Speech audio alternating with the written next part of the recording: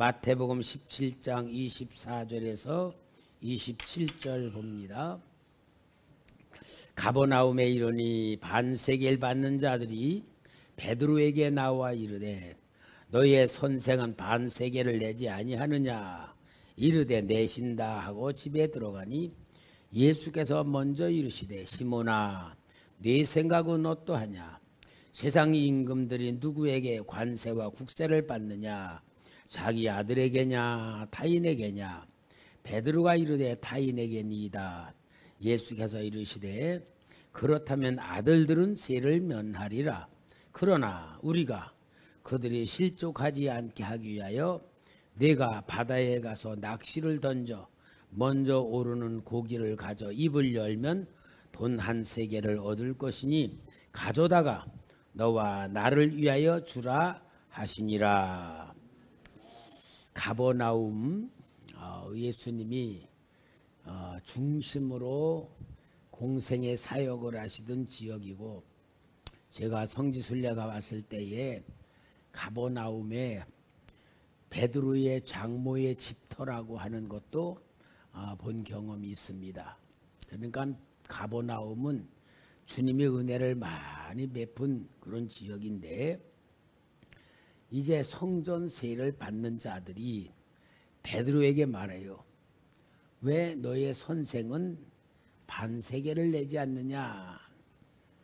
그러니까 이 베드로가 우리 선생님 돈 없다 그러지 않고 낼 거다 그러는 거예요. 낼 거다. 그러고는 집에 들어오는데 우리 예수님이 물어보는 거예요. 시몬아 내가 물어보는데 네 생각 어떠냐. 세상 임금들이 모든 백성들 앞에 세금을 받아. 그런데 그 세금을 받는데 자기 아들들에게도 세금을 받냐 안 받냐. 그러니까 당연하잖아요. 베드로가 뭐라고 대답해요? 자기 아들에게 세금 받는 아버지 왕이 어디 있어요? 남들에게나 받지요. 그러니까 우리 예수님께서 맞다. 왕의 아들들은 세금을 내지 않는다. 그런데 그 가버나움에서 세를 받는 사람이 네 선생은 왜 세금을 안 내냐라고 물어보니까 내가 하나님의 아들로서 성전세를 안 내는 게 당연하지만 그 사람들 앞에 시비거리 되지 않기 위해서 세금을 내야 되겠다. 그리고 베드로에게 너 저 가버나움이 바로 바닷가에 있어요. 가서 낚시를 던지면은 낚시에 이렇게 고기가 끌려올 건데 입을 열면은 한 세겔이 있을 거다. 그 한 세겔 네 세금하고 내 세금을 내라 하고 말씀하시는 것이 오늘 여기에 본문의 내용입니다. 참 우리 예수님 밖에서 베드로가 세금 내라 안 내라는 얘기를 듣고 예수님에게 얘기하지도 않았는데 우리 예수님은 집안에 앉아 계시면서 그 얘기를 알고 있다 모르고 있다? 알고 있어요. 참 신기하지 않아요? 왜 그럴까? 우리 예수님은 하나님이시기 때문에. 근데요 하나님 아니시더라도요 아는 사람이 있더라고요. 제가 옛날에 그 영적인 치료하는 이제 그 목사님하고 같이 이렇게 관계를 맺었는데 그 목사님하고 대화를 나누다가 저 밖에 가서 볼일을 보고 왔어요. 볼일을 보고 왔더니 그 목사님이 그래요. 목사님 그 만난 세 사람하고요 얘기를 하시는데 목사님 그 무슨 얘기를 그렇게 하세요? 내가 영역을 다 알고 있는 거예요. 속으로 깜짝 놀랐어요. 꼭 예수님 같이 알고 있더라고요. 그러니까 여러분 영적인 세계가 열리면은 영적인 세계가 열리면은 시간과 공간이 있다 할지라도요 알게 되는 거예요. 저는 그렇게 신령하지는 못해요. 그러나 우리 성도님들이 무슨 이야기하면서 목사님 어떤 사람은 좀 어떤 사람입니까 하고 저한테 물어볼 때가 있어요. 그럼 내가 그 성도님 이야기를 듣고 그 사람 이름이 뭐예요? 나이가 얼마나 됐어요? 그리고 제가 물어보고 성령님께 물어보면은 성령께서 저한테 가르쳐주는 내용들이 있어요. 그럼 내가 그렇게 말을 하면은 맞다 그러는 거야. 그러면 그거는 내가 아는 게 아니에요. 성령님께서 가르쳐 주시니까 아는 거예요. 그러니까 여러분, 우리는 진짜 우리 기독교인들은요, 영적인 세계가 있다는 것을 알아야 됩니다. 영적인 세계가 있다는 걸 알아야 돼요. 그러면은 영적인 세계가 있다는 걸 아는 것도 중요하지만 제일 중요한 게 있어요. 제일 중요한 게 뭘까? 영적인 세계보다 더 중요한 게 있어요. 뭘 알아야 될까? 에? 내 영혼. 내 영혼을 알아야 돼. 여러분, 하나님도 계시고 성령, 성부, 하나님, 성자, 예수님, 성령 하나님도 계시고 마귀도 역사하고 천사들도 역사하고 영적인 세계가 역사를 하는 건 실제 우리는 성경을 통해 부정할 수는 없잖아요. 그러나 더 중요한 건 뭐예요? 내 영혼에 대해서 알아야 돼요.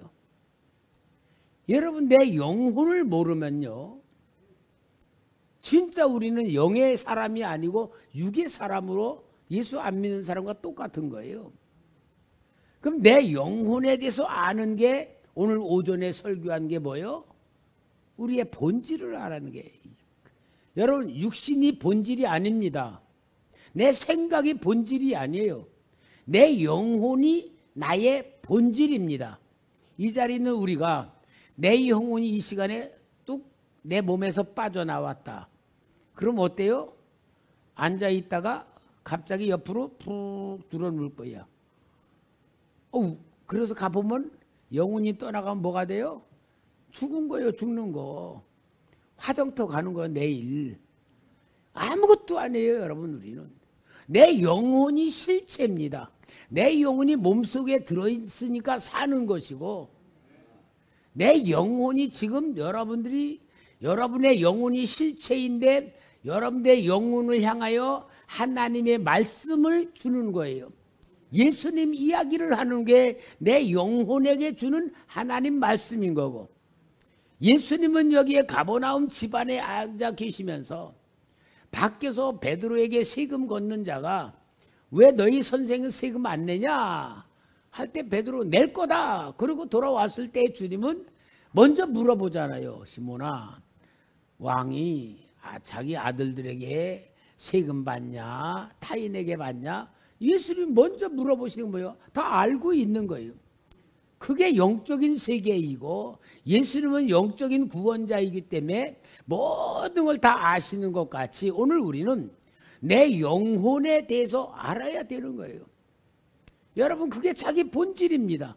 그럼 내 영혼에서 진짜로 알고 축복받으려면은 제일 중요한 게 뭐냐? 내 속에 죄의 쓴뿌리가 있다는 것부터 인정하고 알아야지 그 쓴뿌리가 계속 죄를 불러들이고 그 죄를 불러들여 죄를 점점 키우면서 나를 죄의 덩어리로 만들어서 하나님의 축복을 보지도 못하고 깨닫지도 못하고 누리지도 못하게 만드는 것이 있다는 걸 알아야 우리는 진짜 축복의 눈을 뜨게 되고 하나님의 사랑을 깨닫게 되고 하나님이 나와 함께하는 것을 체험하면서 사는 축복된 삶을 살아가는 거란 말이에요. 그러니까 우리 예수님은 우리 영혼을 다 알고 계시는 분이란 것을 보여주는 말씀이고, 그다음에 우리 예수님은 여기에 분명히 말씀하잖아요. 27절에 그러나 우리가 그들이 실족하지 않게 하기 위하여 세금 받는 사람들, 내가 바다에 가서 낚시를 던져 먼저 오르는 고기를 가져 입을 열면 돈 한 세겔을 얻을 것이니 가져다가 나와 너를 위하여 주라. 진짜 이 말씀 보면은 갈릴리 바다에서 지금 헤엄치고 있는 고기가 입에다 뭐 물고 있어? 한 세겔 붉은 것. 나는 이 말씀을 가만히 참 재미있어. 아니 우리 예수님이 물고기가 헤엄치고 쭉 다니는데 한 세겔을 물고 있으면서 다니고 있는 건가? 아니면은 베드로가 낚시를 넣을 때 딱 물게 만들고 거기에다 한 세겔을 집어넣는지 성경에는 설명이 없지만 좌우지간에 우리 예수님은 바닷속에도 알고 계시고 땅속에도 알고 계시고 사람 속도 다 알고 계시고 모르는 게 아무것도 없는 것 같아요. 아마 이 베드로도 주님의 말씀하시니까 긴가민가 하면서 아마 낚시하러 갔을 거예요. 그죠? 낚시하러 가가지고 낚시를 딱 던졌더니 진짜 뭔가 탁 물어서 딱 끄집어내서 주님 말씀대로 입을 딱 벌려보니까 들었을까 안 들었을까? 들었단 말이에요. 그러니까 세금 냈을 것 아니에요. 그럼 여러분 우리는 주님이 우리를 다 알고 계시겠죠? 보고 계시겠죠? 지금 우리 마음도 보고 계실 거고 내가 조금 있다가 뭐 할 것도 알고 계실 거고 우리 다 알고 계신다고 하면은 어때요 여러분? 불편해요? 편해요? 에? 불편하죠? 아유 우리 주님 앞에 좀 숨기는 거 있고 우리 예수님이 좀 모르는 것도 있어야 우리가 조금 내가 뭐 하고 싶은 거 쌀쌀 하는데 아유 우리 다 보고 있다 그러면은 할 말도 못 하겠고 또 뭐가 좀 내가 하고 싶으면 못 하겠고 그러지 않겠어요? 근데 여러분 제 경우는요 진짜 제가 간증한 것 마냥 예수님이 너 일곱 눈이 뭔 줄 아느냐 그 일곱 눈으로 나를 보시는데 모든 영적인 세계와 육적인 걸 다 보고 계신다. 근데 그 보는 눈이 너 잘하나 못하나 보는 게 아니고 나를 사랑하는 진짜 엄마가 아기를 사랑하는 듯이 그렇게 사랑하는 눈으로 나를 보고 있다고 느끼니까 예수님이 나를 완전히 보고 있다고 느끼니까 불편할까요? 안 불편할까요? 안 불편해요. 진짜 이게 진리의 자유를 누리는 거더라고요. 예수님이 나를 사랑하는 눈으로 보고 있다면은 모든 걸 나를 다 사랑하신다고 보여지면요 숨길 게 없어요. 감출 게 없어요. 꼬리 낄 게 없어요. 왜? 무조건 주님이 나를 사랑하시는 사랑으로 느끼니까요. 내가 뭐 하고 싶다고 해서 죄 짓고 싶은 그런 것도 없어요. 죄는 뭐요? 내 유익을 위해서 짓는 거잖아. 내가 유익한 걸 위해서. 근데 그런 것에 빠지지 않으니까요. 진짜 진리로 자유를 누린다는 게 뭔지가 이해가 되는 거야. 뭐든지 주님 나를 지켜보고 계시고 나를 사랑하는 눈으로 보고 계시고 나와 함께 하시는 그 사랑의 눈을 느낄 때에 숨기고 싶은 게 하나도 없는 것이 이게 주님의 사랑을 받을 줄 알고 사랑 속에 사는 거더라고요.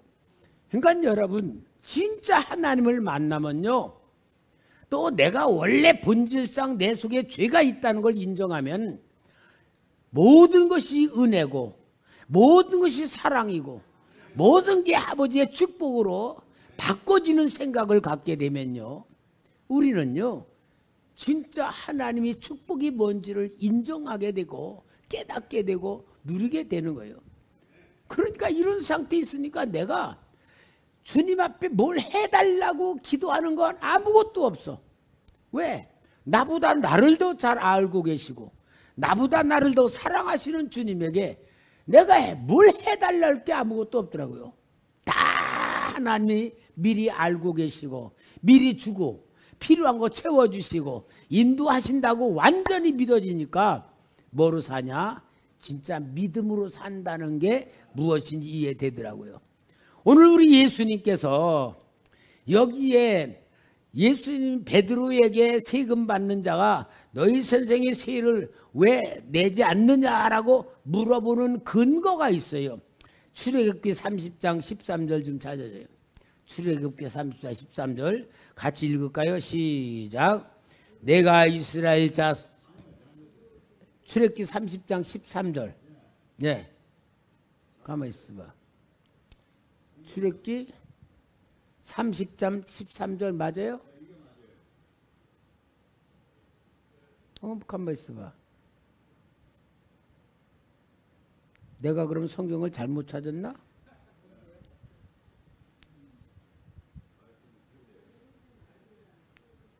저 말씀이 맞는데 그러면은 이건 어디 있나? 내가 성경 딴 데 갖고 있나?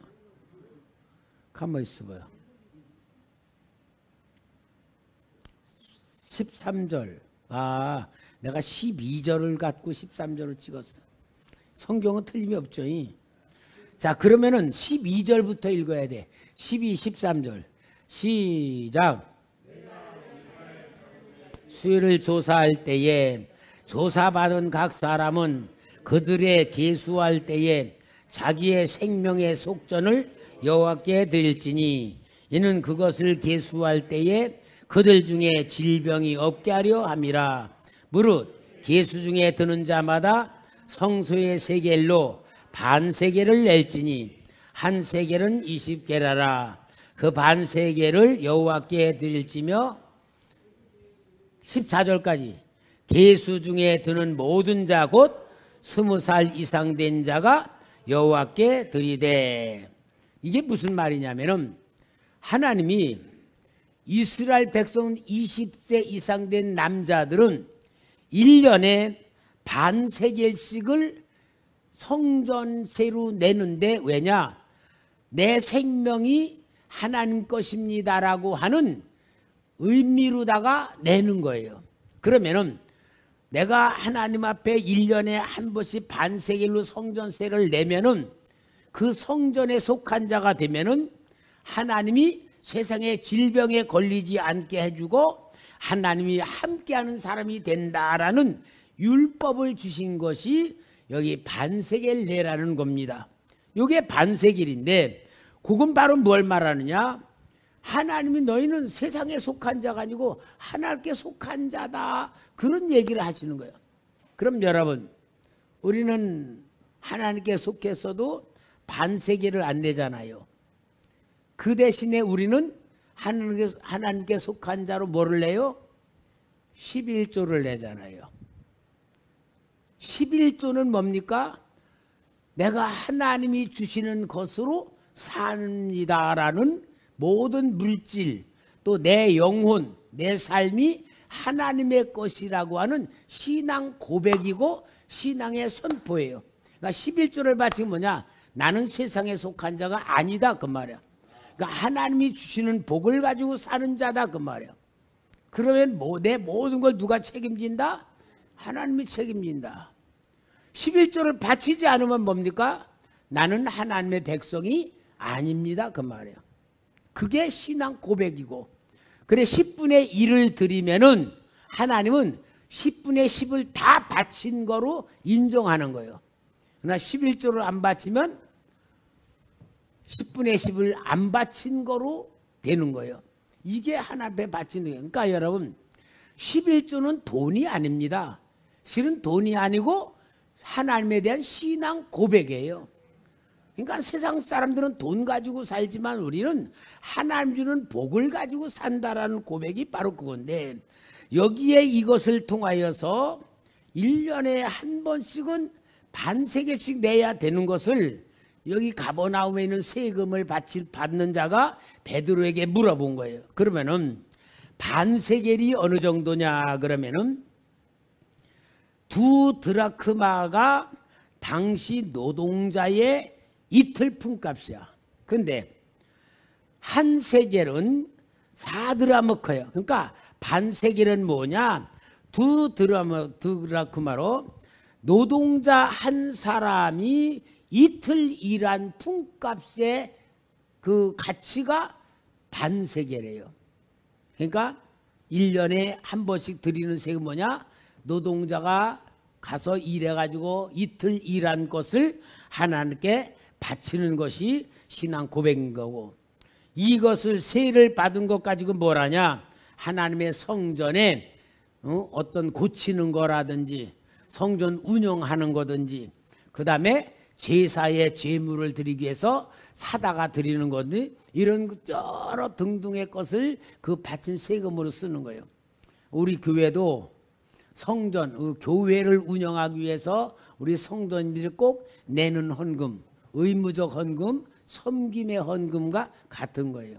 우리 초대교회는 의무적인 헌금이 뭐예요? 11조, 섬김의 헌금, 선교 헌금. 여러분, 다른 교회는요, 내가 어떤 교회에 쉬어보니까 15가지 헌금 종류가 있더라고요. 15가지. 의무적으로 내는 게. 우리 교회 성도들은 얼마나 은혜 속에 사는지 감사하시기 바랍니다. 물론 여러분들이 진짜 헌신하고 더 하나님께 충성하는 것이 많은데 좌우지간 여러분 우리는 돈보다 더 중요한 게 뭐냐? 신앙 고백적인 헌금, 교회를 섬기기 위한 헌금, 복음을 전하기 위한 헌금이 우리 교회의 본질이다. 자, 이렇게 하면서 우리 주님께서 반세계를 성전세를 내어주시고 그 다음에 이제 우리 예수님께서 이제 예루살렘으로 향하여 떠나는데, 자, 누가복음 9장 44절에서 48절까지 같이 읽어볼까요? 제가 44절을 읽을게. 여러분 45절 읽어주세요. 이 말은 너희 귀에 담아두라. 인자가 장차 사람들의 손에 넘겨지리라 하시되 그들이 이 말씀을 알지 못하니 이는 그들로 깨닫지 못하게 숨긴 바 되었음이라. 또 그들은 이 말씀을 묻기도 두려워하더라. 제자 중에서 누가 크냐 하는 변론이 일어나니 예수께서 그 마음에 변론하는 것을 아시고 어린아이 하나를 데려다가 자기 곁에 세우시고 그들에게 이르시되 누구든지 내 이름으로 이런 어린아이를 영접하면 곧 나를 영접하며 또 누구든지 나를 영접하면 곧 나를 보내신 이를 영접함이라. 너희 모든 사람 중에 가장 작은 그가 큰 자니라. 우리 예수님께서 예루살렘으로 올라가시면서 제자들에게 하시는 말씀이에요. 지금 우리 주님이 이 말씀하신 게 뭐냐? 내가 죽음을 향하여서 예루살렘으로 올라가고 있다 하는 것을 우리 주님이 말씀하고 있어요. 그런데 그 말씀을 듣는 제자들은 주님이 말씀하신 그 말씀을 마음에 하나도 두지를 않아. 하나도 두지를 않는데 그 두지 않는 이유를 여기 뭐라고 하냐? 45절에 그들이 이 말씀을 알지 못하니 이는 그들로 깨닫지 못하게 숨긴 바 되었습니다. 깨닫지 숨긴 바 됐어. 무슨 말입니까? 그들이 말씀을 들어도 그것을 받아들여서 이해를 안 해. 그 말씀을 받아들여서 그 주님의 그 말씀하신 뜻을 알지를 못해. 그러면은 그들이 왜 이렇게 주님의 말씀을 들으면서도 여기는 숨긴 바 되었다고 하는데 왜 그들이 이해를 못했을까? 오늘 본문에 쭉 보니까 이유가 있어요. 그 이유가 뭐냐? 이제 우리 예수님이 예루살렘에 올라가면은 왕이 될 거라고 꿈을 꾸는 거야. 아, 우리 예수님께 이 유명 인사가 됐고 예수님이 가는 데마다 수많은 사람이 막 절줄 따라다니니까 우리 예수님에 대한 소문이 이제 전 갈릴리로 유다로 다 퍼졌어. 예수님이 온다 그러면 모든 사람이 다 몰려들어오는 거야. 그러니까 제자들은 어때? 예수님의 제자라는 걸 으쓱해가지고 우리는 예수님 제자들이다 그런 마음 가지고서 어떤 생각이냐? 우리 예수님이 예루살렘에 올라가서 유대인의 왕이 되면은 우리는 성공한다, 출세한다 그런 생각으로 가득 차 있는 거예요. 자, 그러니까 이 제자들이 뭘 합니까? 그런 생각이니까 46절에 제자 중에서 누가 크냐는 변론이 일어났다. 누가 크냐라는 건 누가 키가 크냐가 아니고 누가 예수님의 인정을 더 많이 받아서 좋은 자리에 앉느냐 그 얘기요. 그러니까 여러분, 떡 줄 사람은 생각도 안 하는데 뭐부터 마셔? 김치국부터 마신다는 말이 이런 데서 나오는 것 같아. 여러분, 예수님이 분명히 예루살렘으로 올라가는 것은 죽으러 가시는 거예요. 그게 예수님이 진짜 이제는 실제적인 삶이에요. 그런데 제자들은 전혀 주님과 다른 생각을 가지고 주님을 따르고 있단 말이야. 주님이 가르쳐준 교훈을 받았어. 주님이 베푸는 기적도 했어. 또 주님이 보낼 때 귀신도 쫓아냈어. 모든 능력을 다 했어. 그럼 이런 것에 대한 가장 중요한 포인트가 뭐예요? 예수님이 십자가 죽고 하늘로 올라가면 너희들이 예수님의 사역을 대신 이어받아 가지고 너희들이 행할 것이다라는 것으로 우리 주님은 목적을 두고 그들을 훈련시키는 것인데, 제자들은 예수님이 유명해지면 질수록 뭔가 자기네들에게 떨어지는 떡고물이 있을 거라 생각하고, 그게 뭐요? 성공하고 출세해서 좋은 자리를 차지할 것이라는 꿈을 꾸는 거예요. 그 꿈들이 뭐요? 마음속에 있는 쓴뿌리가 뭘 만들어내? 교만하게 만들어서 누가 더 크냐? 누가 더 높은 자리를 차지할 수 있느냐? 그런 걸 꿈을 꾸는 거예요. 근데 여러분, 우리도 그럴 수 있잖아요.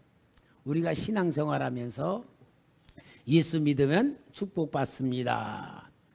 예수 믿으면 하나님이 도와줍니다.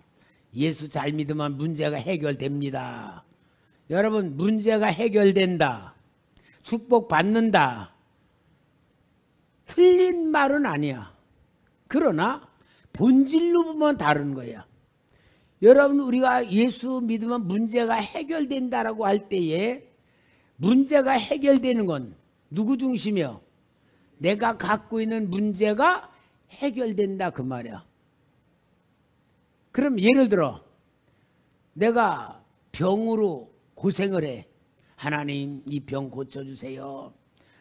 고칠 줄 믿습니다. 기도를 가지고 계속 기도를 하면은 병이 고쳐지면은 문제가 해결되는 거예요. 그렇죠?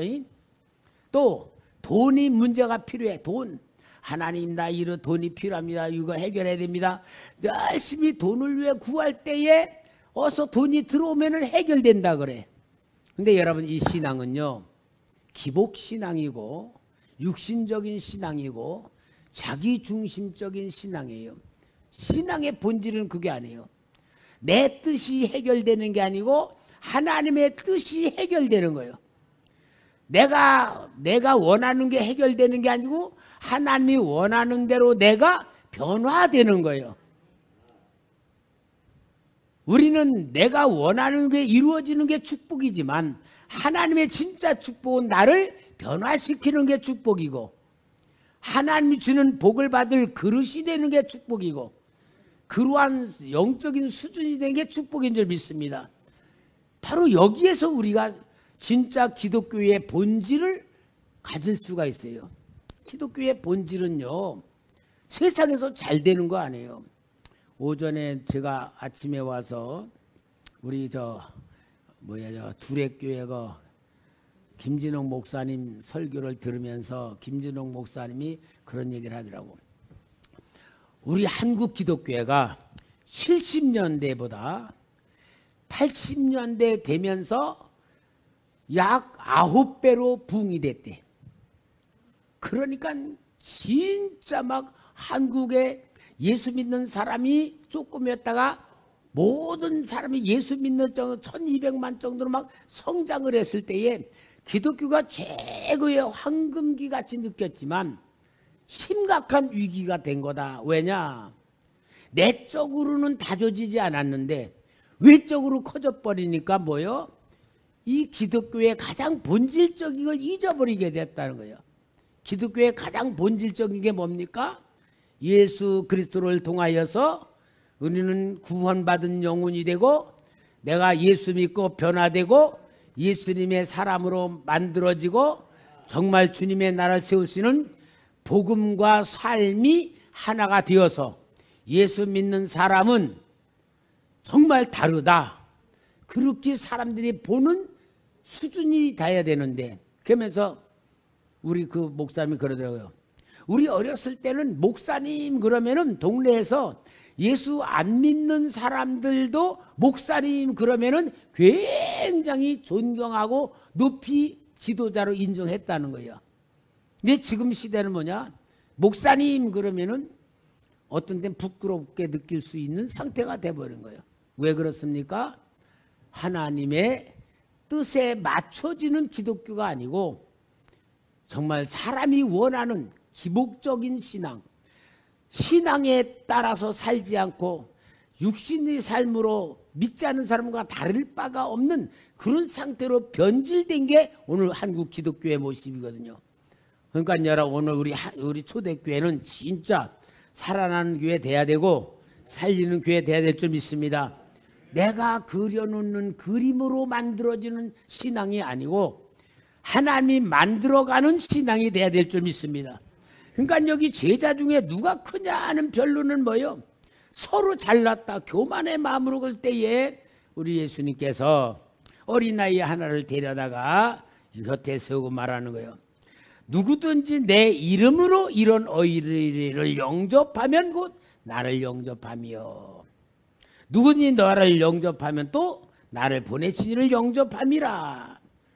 너희 모든 사람 중에 가장 작은 그가 큰 자니라. 이 말을 보면은 어린아이를 영접을 한다. 어린아이를 영접을 하면은 나를 영접하는 거다. 그 말은 무슨 말입니까? 어린아이같이 가장 낮은 사람, 모르는 사람, 안 가진 사람, 도움이 필요한 사람, 그런 사람들과 인간관계를 맺는 것이 예수 믿는 신앙의 본질이라는 걸 보여줘요. 그러니까 여러분, 우리가 신앙생활의 가장 중요한 기본이 뭐냐? 인간관계입니다. 인간관계예요. 인간관계는요, 내 인생의 내용이에요. 인간관계는 내 인생의 진짜 본질입니다. 그러니까 진짜 우리가 신앙생활을 제대로 하려면은 부부지간에 서로 부부가 인정할 수 있는 인격이 돼야 돼요. 아, 우리 집사람은 진짜 참 신앙이냐? 칭찬하고 인정할 수 있어요. 우리 남편은 진짜 신앙의 사람이야. 하나님 잘 믿는 사람이야. 인정받아야 돼요. 인정받는 거. 인정도 해야 되고 인정받아야 되고. 이게 인간관계의 기본인 거예요. 그래야지만 우리는 진짜 주님과의 관계를 만들어가는 인격관계가 돼요. 그래서 여러분, 우리 신앙생활하면서 인격 훈련해야 됩니다. 인격 훈련해야 돼요. 그냥 지나가는 거 아니에요. 남편은 진짜 아내를 인정해주고, 아내는 남편을 진짜 인정해주고 존중해주는 훈련해야 돼요. 부모는 자식을, 자식은 부모를. 교회에서는 서로 우리 성도들이 다 진짜 참 우리 장로님, 정말 우리 권사님, 우리 집사님 이렇게 인정받는 행동을 내가 해야 돼요. 여러분, 그 인정받는 행동은 뭐예요? 말로다가도 해야 되고 행동으로도 해야 되고요. 삶으로도 해야 돼. 이게 신앙이에요. 속이지라고. 사람은 속일 수 있어도 하나님 못 속이잖아요.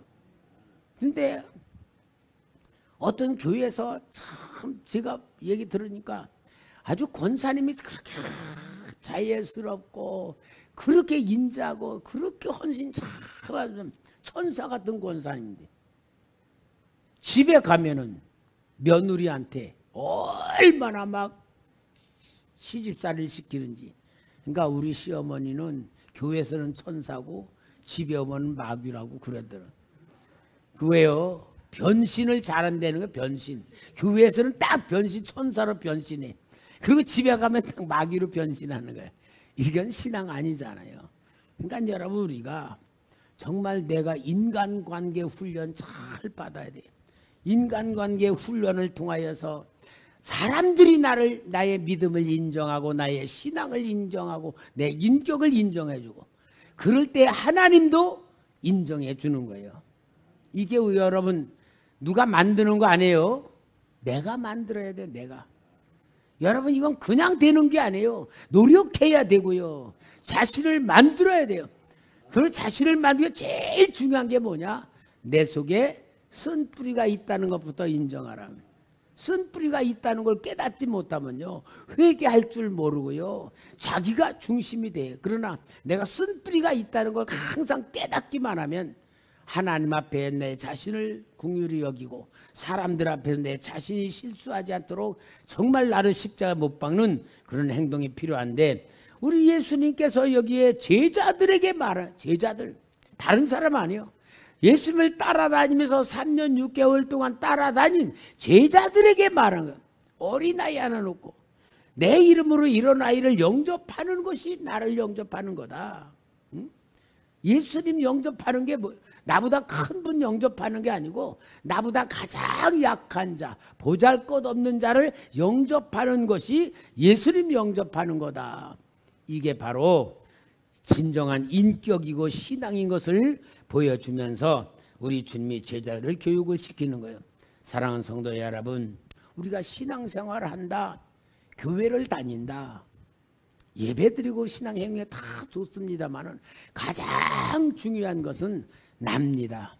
내 영혼을 보는 눈, 내 영혼의 상태를 깨닫는 모습, 진짜 내 속에 쓴뿌리가 있는데 그 쓴뿌리도 불구하고 하나님의 은혜 주신 구원받은 나, 그러니까 우리는 항상 쓴뿌리에 대해서 무관심하지 않고 이 쓴뿌리를 가지고 겸손해야 되고 나를 십자가에 못 박는 삶을 다해야 되고 자기를 부인해야 되고 모든 것이 하나님의 긍휼을 구하는 그런 삶을 만들면서 우리 진짜 예수 믿는 사람, 진짜 하나님의 축복이 눈에 보이는 사람, 하나님의 사랑이 진짜 온몸에 느껴지고 체험되는 신앙 만드시기를 주의 이름으로 부탁합니다.